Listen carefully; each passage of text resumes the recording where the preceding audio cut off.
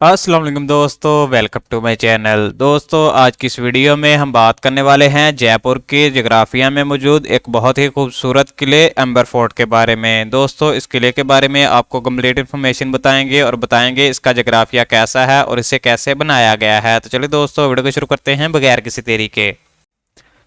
दोस्तों, आमिर फोर्ट में दाखिल होते ही आपको एक बहुत ही खूबसूरत दरवाज़ा नज़र आएगा और दोस्तों ये इतना बड़ा दरवाज़ा है कि आप इसे देखते ही हैरान रह जाएंगे। दोस्तों, इस दरवाज़े का नाम है सिंह पोल और दोस्तों आजकल इसे लॉइन गेट के नाम से जाना जाता है, क्योंकि दोस्तों सिंह के मैनी लॉइन के हैं और पोल के मैनी गेट के हैं, इसलिए दोस्तों इसे लॉइन गेट कहा जाता है। दोस्तों, इसके अंदर दाखिल होते ही आपको सामने बहुत बड़े ढोल पड़े हुए नज़र आएंगे, जो कि उस वक़्त के वीआईपीज़ के लिए रखे गए थे।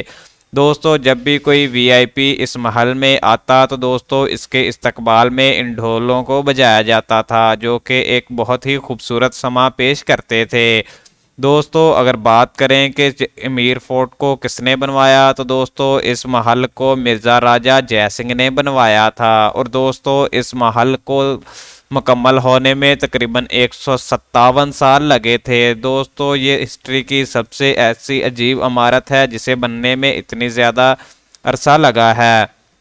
दोस्तों, इसके बहुत से हिस्से हैं। पहले बात कर लेते हैं दीवाने आम की।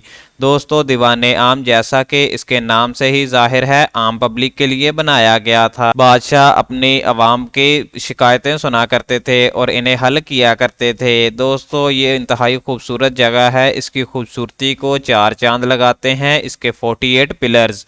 दोस्तों, इन पिलर्स की खूबसूरती को देखें तो आप देखते ही रह जाएंगे, क्योंकि दोस्तों इन पिलर्स में 16 पिलर ऐसे हैं जो संगमरमर से बनाए गए हैं। इसके अलावा दोस्तों 32 पिलर ऐसे हैं जो रेड मार्बल से बनाए गए हैं।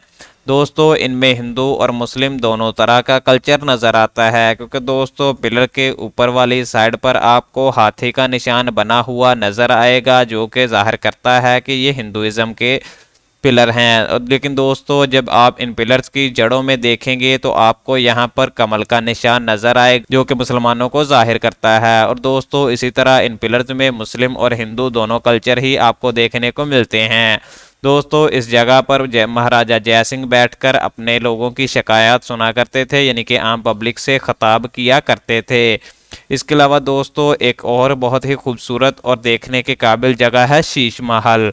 दोस्तों, शीश महल ख़ास तौर पर रानियों के लिए बनाया गया था। दोस्तों, जब बादशाह किसी भी जंग पर जाया करते थे तो रानियां इसमें मौजूद 3 खूबसूरत खिड़कियों में बैठकर राजा को अलविदा कहा करती थी। और दोस्तों जब राजा जंग से वापस आया करते थे तब भी वो इसी जगह पर बैठकर अपने राजा का इस्तकबाल किया करती थी। दोस्तों, यहाँ पर आपको एक अमेजिंग और इंटरेस्टिंग न्यूज़ बताते चलें तो दोस्तों यहाँ पर सिर्फ एक ही गणेशा की मूर्ति है और वो दोस्तों इस महल के दरवाजे के ऊपर बनाई गई है। दोस्तों, इस दरवाजे को बहुत ही खूबसूरत और उम्दा तरीके से बनाया गया है और ये महल ही ख़ास तौर पर रानियों के लिए मुख्तस कर दिया गया है। इसमें दोस्तों रानियों के लिए बहुत सी अयाशी की चीज़ें मौजूद थीं। दोस्तों, अगर बात करें यहाँ पर रानियों की सहूलियात के लिए चीज़ों की तो दोस्तों यहाँ पर उस वक़्त का गीज़र भी लगाया गया है। यहाँ पर दोस्तों आपको अमेजिंग न्यूज़ बताते चलें तो इसमें गीज़र भी मौजूद है, जो कि उस वक़्त पानी को गर्म करने के लिए इस्तेमाल किया जाता था। यहाँ पर दोस्तों एक सिल्वर प्लेट रखी जाती थी जिसके नीचे आग जलाई जाती थी और दोस्तों ये सिल्वर प्लेट उस वक़्त पानी को गर्म किया करती थी, जो कि बादशाहों और रानियों के नहाने के लिए गर्म होता था। इसके अलावा दोस्तों यहाँ पर एक टर्किश बाथरूम भी मौजूद है, जो कि स्पेशल बनाया गया है रानियों के लिए। दोस्तों यहाँ पर ठंडे पानी और गर्म पानी का दोनों का इंतज़ाम किया गया है। यहाँ पर दोस्तों पाइप्स के ज़रिए नहीं बल्कि नालियों के ज़रिए पानी आता है। एक तरफ से ठंडा पानी आता है और एक तरफ से गर्म पानी। और दोस्तों यहाँ पर आपको एक और अमेजिंग चीज़ बताते चलें कि उस वक़्त भी रानियों के नहाने के लिए बाथटब मौजूद थे, जो कि इंतहाई उम्दगी से बनाए गए थे। यहाँ पर दोस्तों रानियों के लिए टर्किश बाथरूम तो मौजूद ही थे, लेकिन इसके साथ साथ उनकी बॉडी मसाज के लिए और सनबाथ के लिए भी चीज़ें मौजूद थीं। यहाँ पर दोस्तों एक ख़ास कमरा बनाया गया था जो कि रानियों के बॉडी मसाज के लिए था, जहाँ पर रानियां नहाने से पहले बॉडी मसाज लिया करती थी। और दोस्तों इसके बाद उनका चेंजिंग रूम अलग से बनाया गया था, जैसा कि आजकल हम बनाते हैं। दोस्तों यहाँ पर उस वक़्त की चीज़ें मौजूद हैं जब ये चीज़ सोच हमारे अंदर मौजूद ही नहीं थी। दोस्तों इसके अलावा यहाँ पर एक और बहुत ही अमेजिंग चीज़ है कि इस महल के तमाम बाथरूम एक ही जगह पर बनाए गए हैं और दोस्तों इन बाथरूमों की तादाद है 99 जो कि एक ही जगह पर मौजूद हैं।